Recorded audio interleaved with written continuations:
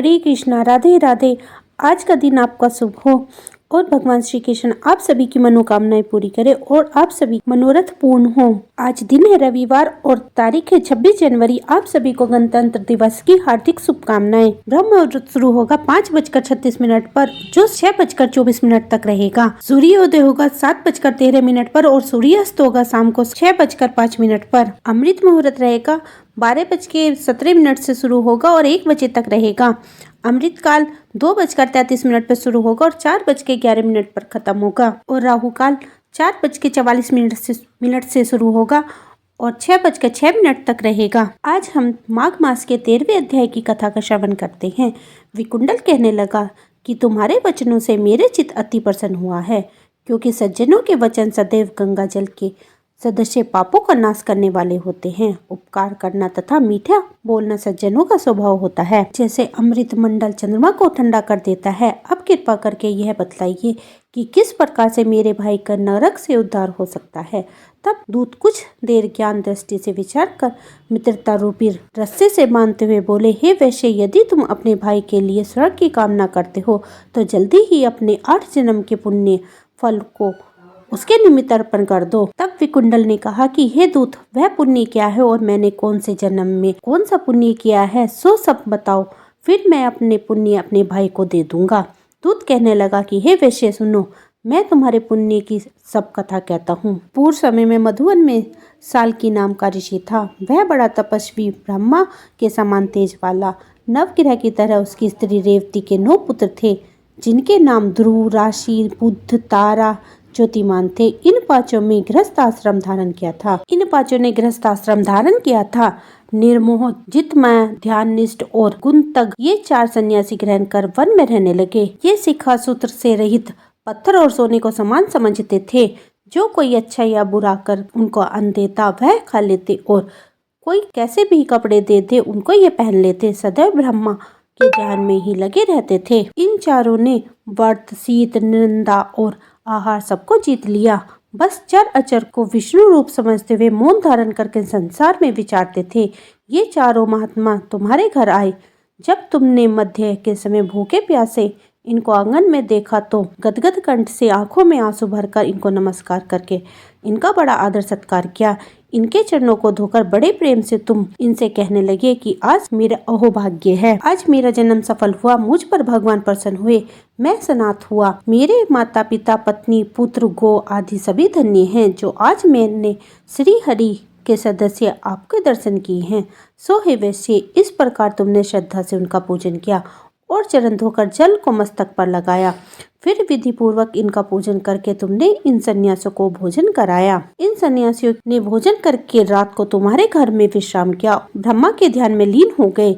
अब सन्यासियों के सत्कार से जो पुण्य तुमको मिला सो वह कहने में असमर्थ हूँ, क्योंकि सब भूतों में प्राणी श्रेष्ठ है। प्राणियों में बुद्धि वाले, बुद्धि वालों में मनुष्य, मनुष्यों में ब्राह्मण, विद्वानों में पुण्यात्मा और पुण्यात्मा में ब्रह्म ज्ञानी सर्वश्रेष्ठ है। ऐसे ही संगीत से बड़े बड़े पाप नष्ट हो जाते हैं। यह पुण्य तुमने अपने पहले 8वें जन्म में किया था। सो यदि तुम अपने भाई को नरक से मुक्ति दिलाना चाहते हो तो यह पुण्य दे दो। सो दूत के ऐसे वाक्य सुनकर उसने प्रसन्नचित्त से अपना पुण्य अपने बड़े भाई कुंडल को दे दिया और वह नरक से मुक्त हो गया और दोनों भाई देवताओं से पूजित किए गए। तब दूत अपने स्थान को चला गया। इस प्रकार वैश्य के पुत्र विकुंडल ने अपना पुण्य देकर अपने भाई को नरक की यातनाओं से छुड़वाया। सो हे राजन, जो कोई इस इतिहास को पढ़ता या सुनता है वह 1000 गोदान के बराबर फल को प्राप्त करता है। बोलिए कृष्ण भगवान की जय। इसी के साथ हमारा 13वां अध्याय संपन्न हुआ। भगवान श्री कृष्ण के परम उपासक ठाकुर जी के बाल रूप से वे रोज ऐसे बातें करती जैसे ठाकुर जी उनके पुत्र हो और उनके घर में ही वास करते हों। एक दिन कर्माबाई की इच्छा हुई कि ठाकुर जी को फल मेवा की जगह अपने हाथों से कुछ बनाकर खिलाओ। उन्होंने जगन्नाथ प्रभु को अपनी इच्छा बताई। भगवान तो भक्त के लिए हर चीज के लिए तैयार रहते हैं। प्रभु ने बोला, माँ जो भी बनाया हो वही खिला दो, बहुत भूख लगी है। कर्माबाई ने खिचड़ी बनाई थी, ठाकुर जी को खिचड़ी खाने को दे दी। प्रभु बड़े चाव से खिचड़ी खाने लगे और कर्माबाई ये सोचकर भगवान को पंखा झलने लगी कि कहीं गर्म खिचड़ी से मेरे ठाकुर जी का मुंह न जल जाए। संसार को अपने मुख में समाने वाले भगवान को कर्माबाई एक माता की तरह पंखा कर रही है और भगवान भक्त के भाव में विभोर हो रहे हैं। भक्त वत्सल भगवान ने कहा, माँ मुझे तो खिचड़ी बहुत अच्छी लगी, मेरे लिए आप रोज खिचड़ी ही पकाया करो, मैं तो यहीं आकर खाऊंगा। अब तो कर्माबाई जी रोज सुबह उठती और सबसे पहले खिचड़ी बनाती, बाकी सब कुछ बाद में करती। भगवान भी सुबह सवेरे दौड़े आते ही कहते, माँ जल्दी से मेरी प्रिय खिचड़ी लाओ। प्रतिदिन का यह क्रम बन गया। भगवान सुबह सुबह आते और भोग लगाते और फिर चले जाते। एक बार एक महात्मा कर्माबाई के पास आए। महात्मा ने उन्हें सुबह सुबह खिचड़ी बनाते देखा तो नाराज होकर कहा, माता जी आप यह क्या कर रही हो? सबसे पहले नहा धोकर पूजा पाठ करनी चाहिए, लेकिन आपको तो पेट की चिंता सताने लगी। कर्माबाई बोली, क्या करूं महाराज जी, संसार जिस भगवान की पूजा अर्चना कर रहा होता है वही सुबह सुबह भूखे आ जाते हैं, उनके लिए ही तो सब काम छोड़कर पहले खिचड़ी बनाती हूँ। महात्मा ने सोचा कि शायद कर्माबाई की बुद्धि फिर गई है, यह तो ऐसे बोल रही है जैसे भगवान इनकी बनाई खिचड़ी के ही भूखे बैठे हों। महात्मा कर्माबाई को समझाने लगे, माता जी तुम भगवान को अशुद्ध कर रही हो। सुबह स्नान के बाद पहले रसोई की सफाई करो, फिर भगवान के लिए भोग बनाओ। अगले दिन कर्माबाई ने ऐसा ही किया। जैसे ही सुबह हुई भगवान आए और बोले, माँ मैं आ गया हूँ, खिचड़ी लाओ।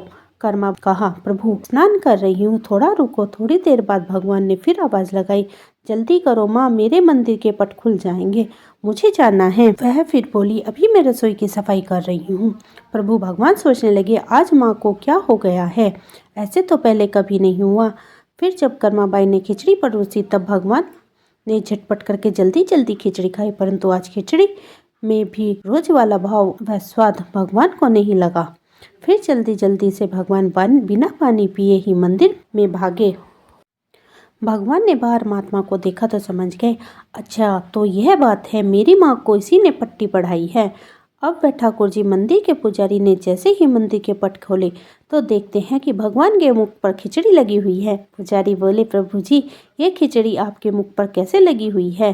भगवान ने कहा, पुजारी जी मैं रोज कर्माबाई के घर की खिचड़ी खा कर आता हूँ, आप माँ कर्माबाई जी के घर जाओ और जो महात्मा उनके यहाँ ठहरे हुए उनको समझाओ, उसने मेरी माँ को गलत कैसे पट्टी पढ़ाई है। पुजारी ने महात्मा जी को जाकर सारी बात कही। फिर भगवान भाव के भूखे हैं यह सुनकर महात्मा जी घबराए और तुरंत कर्माबाई के पास जाकर कहा, माता जी माफ करो, यह नियम धर्म तो हम संतों के लिए, आप तो जैसे पहले खिचड़ी बनाती हो वैसे ही बनाओ। आपके भाव से ही ठाकुर जी खिचड़ी खाते रहे हैं। फिर एक दिन आया जब कर्माबाई के प्राण छूट गए। उस दिन पुजारी ने मंदिर के कपाट खोले तो देखा भगवान की आंखों में आंसू हैं और प्रभु रो रहे हैं।